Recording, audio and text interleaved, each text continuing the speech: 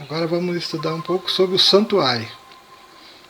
E ao estudar sobre o santuário, nós precisamos voltar para o Antigo Testamento para fazermos um estudo mais apropriado. Desde o capítulo 25, verso 8, a página 58.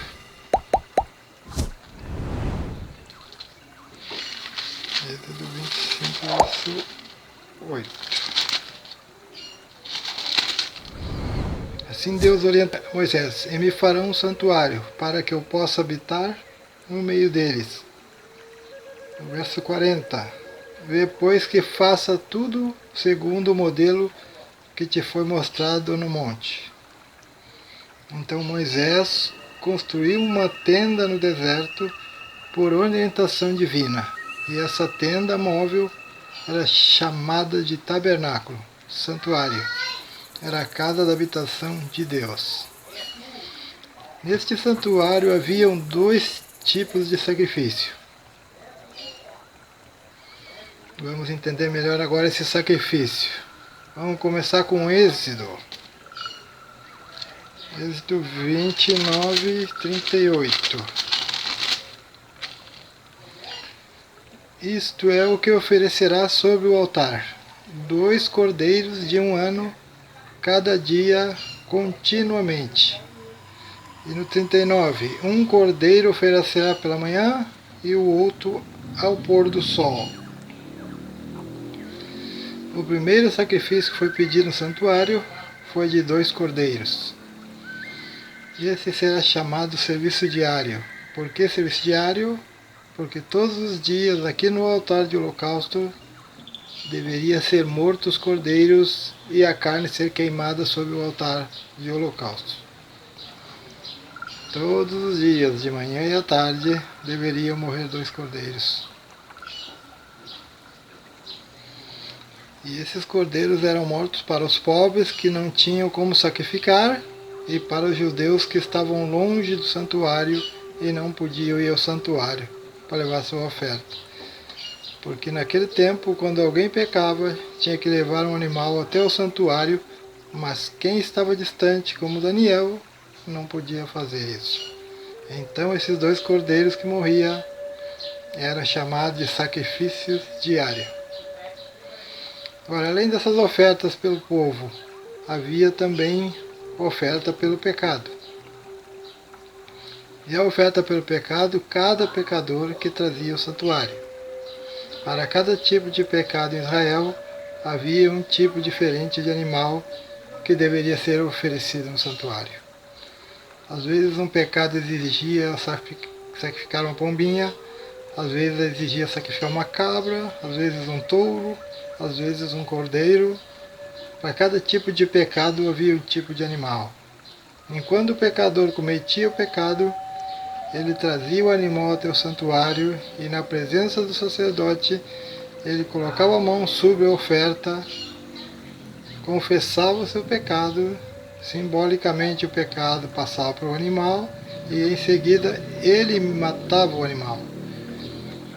Todas as vezes que o pecador fazia isso, e quando ele via o animal se contorcendo às dores da morte, ele tinha que entender que esse animal estava morrendo por causa dos seus pecados, dos seus erros. E esse animal estava apontando para o Messias, o Filho de Deus, que um dia viria à terra morrer por causa dos seus pecados. Isto era o Evangelho para as pessoas do Antigo Testamento. E era assim que elas entendiam o Evangelho: eu peco e alguém tem que morrer. Mas o animal que morre em meu lugar aponta para o Filho de Deus, o Messias, que um dia virá morrer e salvar os meus pecados. Isto era o serviço diário.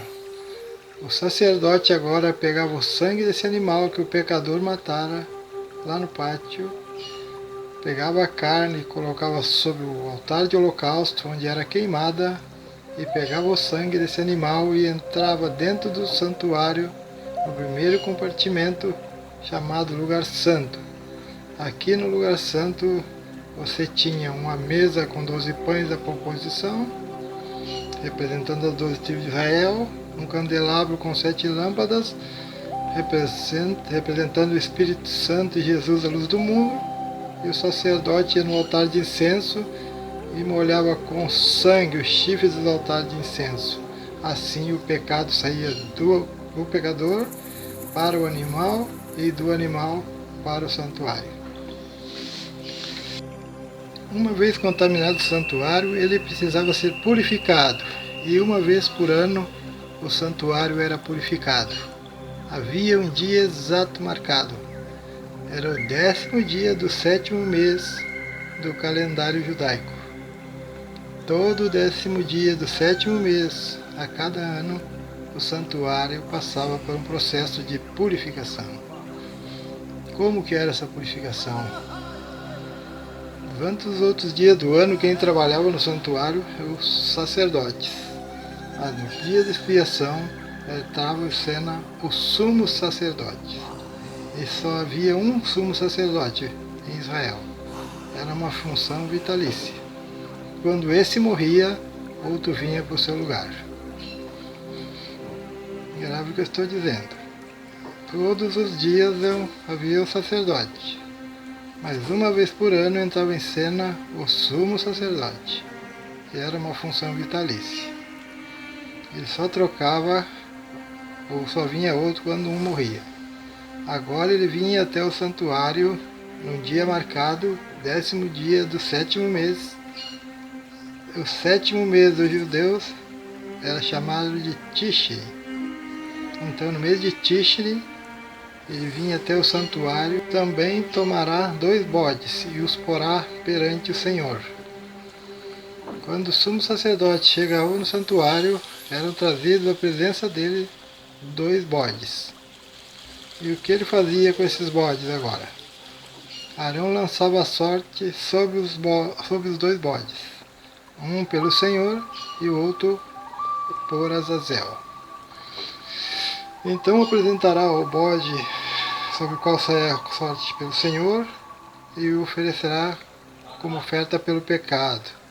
Mas o bode que sobrecair a sorte para Azazel será posto vivo perante o Senhor e enviado para o deserto, para Azazel.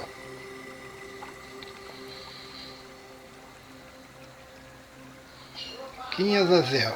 Azazel é um personagem enigmático na Bíblia.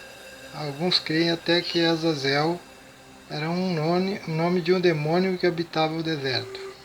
O certo é que Azazel, na tipologia do santuário, é um símbolo de Satanás.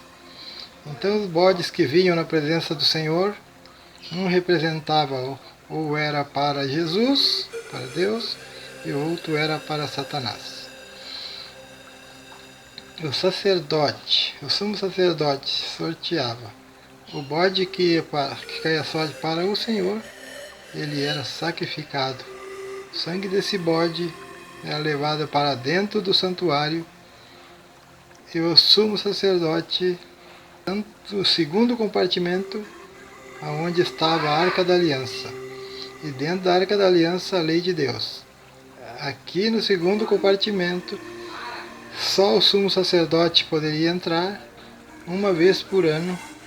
Ele trazia o sangue desse bode e caiu a sorte para o Senhor. E então aspergia o sangue diante do altar do Senhor. Enquanto ele fazia isso, o povo de Israel lá fora deveria estar todo em contrição. Porque se o povo não estivesse em contrição, nem confessado seus pecados, o sumo sacerdote era fulminado na mesma hora na presença de Deus. Porque aqui no Santo dos Santos estava a Arca da Aliança. Em cima da Arca da Aliança, 2 querubins de ouro. E a glória que manifestava-se entre os querubins era a glória da presença de Deus, chamada de Shekinah. E este brilho era a presença visível de Deus. Se o povo tivesse em pecado, o sumo sacerdote, seu representante, era exterminado na mesma hora. Mas se o povo tivesse contrito, ele agora saía do Santíssimo e ia para fora do santuário, e então agora começava uma festa que durava 7 dias. celebrando que o santuário havia sido purificado, porque Deus aceitou a oferta e os pecados cometidos durante aquele ano estavam todos perdoados. Pessoas dizem assim, que os adventistas do sétimo dia dizem assim, que Satanás faz parte da expiação, porque existe um bode que representa Azazel, faz parte da expiação, e esse bode representa Satanás. Olhe para o que a Bíblia diz em Levíticos 16, verso 20. Havendo, pois, acabado de fazer expiação pelo santuário, pela tenda da congregação e pelo altar, então fará chegar o bode vivo. Quando que o bode entrava em cena? Depois da expiação. Terminada a expiação, o bode entrava em cena. Porque a expiação só aconteceu com a morte de um bode. Porque sem derramamento de sangue não há remissão de pecados. E esse bode não derramou sangue. E esse bode que derramou sangue representou Cristo, que pelo seu sangue selou a aliança eterna e trouxe salvação para todos nós. Aí, terminada a expiação, a Bíblia está dizendo, traga o bode vivo. O sacerdote colocava a mão na cabeça dele e os pecados acumulados no santuário ao longo do ano inteiro haviam sido purificados pelo sangue de Cristo. Mas em última instância, quem é o originador do pecado? Satanás. Então agora esse bode recebe esses pecados e é levado por alguém para o deserto. E lá no deserto ele morre. Esse bode participou da expiação? Não, porque a Bíblia está dizendo. O bode vivo só poderia ser trazido na presença do sumo sacerdote, havendo terminado a expiação. Então qual é a parte desse bode? Ele simplesmente recebe sobre ele os pecados que ele mesmo originou. Esse bode é o símbolo de Satanás, que finalmente será levado para o deserto. E Apocalipse 17, capítulo 20, diz que o deserto de Satanás será 1000 anos aprisionados. Porque o anjo vai descer do céu com uma grande corrente e vai aprisionar Satanás por 1000 anos. Aqui está o simbolismo do deserto. E depois dos 1000 anos, Satanás será solto e destruído, assim como o bode morria no deserto. Então aprenda uma coisa, a Igreja Adventista não ensina que Satanás tem parte no processo expiatório, porque o bode vivo só era levado à presença do sumo sacerdote, havendo terminado a expiação. Nós todos temos direito à salvação, pelo sangue de Cristo. Agora Satanás vai levar sobre ele os pecados que ele mesmo ocasionou e os pecados dos ímpios também, que não aceitaram a Cristo como Salvador. E por isso eles recebem a punição pelos próprios pecados. Porque quando você aceita Cristo como Salvador, os seus pecados são lançados sobre ele. E esse ele já pagou na cruz. Mas se você não aceita Cristo como Salvador, quem é que vai carregar os teus pecados?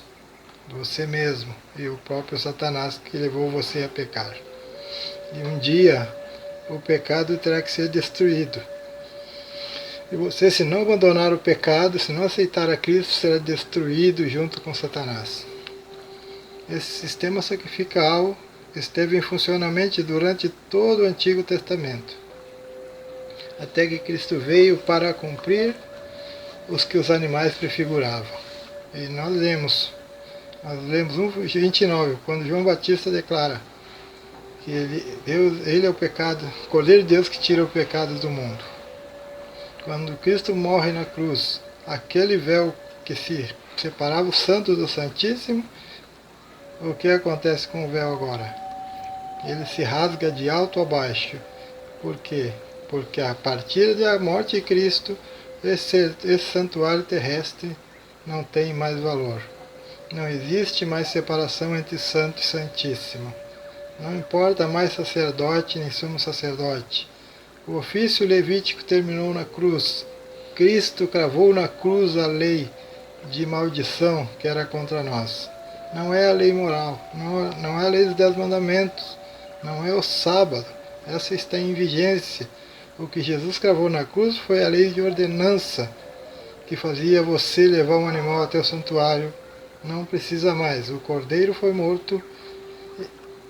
Agora vamos voltar ao anticristo, o chifre pequeno. Hoje o chifre pequeno promove uma falsificação do santuário.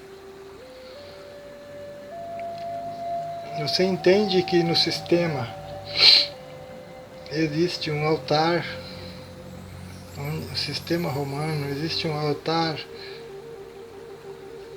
Você entende que aí estão os sacerdotes com suas vestes. Você entende que há um Papa que funciona como um sumo sacerdote e que tem uma função vitalícia. Você entende que as pessoas agora são orientadas a ir até esse sacerdote para obter perdão dos pecados. Você entende que há na igreja os relicários, como havia nos móveis do santuário. Você entende que a missa em cada domingo sacrifica de novo o Filho de Deus. É história, mas a palavra ensina que ele morreu uma vez por todas. Ele não tem que morrer todos os dias. Ele morreu uma vez para sempre. Você entende que o sistema sacerdotal acabou, não existe mais lei da cruz? Você entende que eu não tenho que mais dirigir a sacerdote para buscar perdão dos meus pecados? Então, o sistema romano está fazendo uma cópia falsificada do santuário. E aquilo que Cristo cancelou na cruz, eles continuaram. Por quê? Porque trata-se de uma estratagema do engano, para tirar da verdade as pessoas. Mas a verdade que a palavra de Deus nos apresenta é que nós temos um sacerdote no céu. Cristo foi para lá após a sua ascensão. Ele se assentou no santuário como ministro do verdadeiro tabernáculo. E se você hoje quer perdão dos seus pecados, você fecha os seus olhos, pela fé entra nos santos dos santos.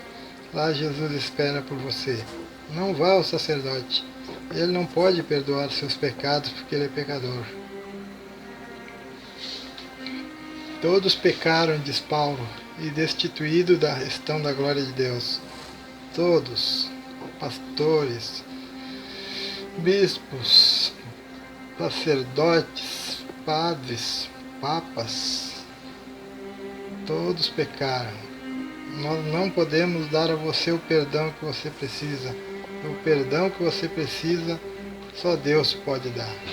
E nesse exato momento, quando você está assistindo, Cristo está no santuário celestial, de braços abertos, esperando a sua confissão. Religião é muito mais que estar dentro de 4 paredes.